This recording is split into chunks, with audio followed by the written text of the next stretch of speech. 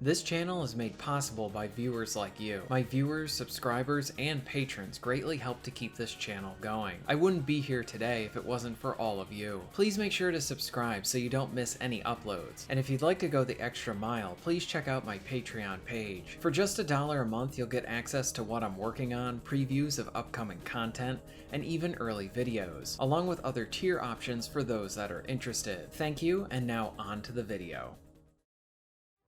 Shoulders of Giants is a new third-person action roguelike game. It's really easy to get into, provides fun action with enough rewards to grind towards to keep you invested. Plus, the entire game can be played in online co-op. I spent a mixture of my time in both modes and enjoyed the game in both. It has a simple yet inviting art style. Shoulders of Giants doesn't really do anything new, at least so far with my time with it, but I think it does many things right, and that progression means you will always walk away with something.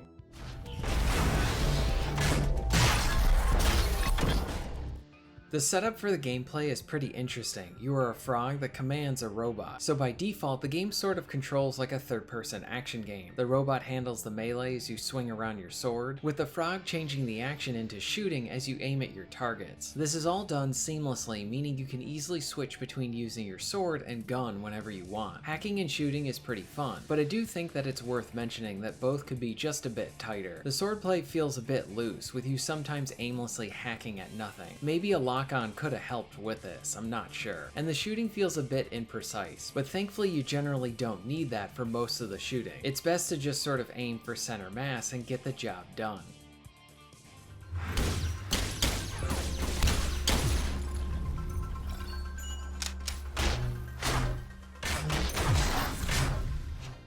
The setup is that you select a planet, complete a few areas, and then move on to the next one. With this being a roguelite, you have your long-term and short-term progression. Long-term is what I refer to as rewards that you continually work towards, so you will earn experience points, and these can be used to provide you with various skills along with plenty of stat bonuses. This is where a lot of the grinding comes into play, and it also ensures you walk away with something to take back with you from each level, even if you fail to complete it. There are other things that seem to be persistent upgrades as well, like crafting new weapons and cores, but I haven't had the opportunity to mess around with them yet. For the short term, you have your wealth of different abilities to use, like creating mines, a grappling hook, summoning trucks to smash into enemies, and a lot more. You will lose all of this when you die, and they help to keep each run interesting. The levels have a randomization element to them as well, helping to keep the action fresh. The spaces you are in are a good size and even encourage some exploration, as you find additional challenges that if you can successfully complete them and the level, you'll earn more rewards. As far as first impressions go, this is pretty fun. This really doesn't change the game or model when it comes to these types of games, but if you're looking for a fun one, I would recommend it, along with it being a solid co-op game as well. Have you played Shoulders of Giants? If so, let me know what you think in the comments down below. If you're interested in being notified of new videos, please hit the subscribe button and bell. And if you would like to support the channel and get early access to content, please check out my Patreon. All of the links will be at the end of this video and within the description. And thank you very much for watching.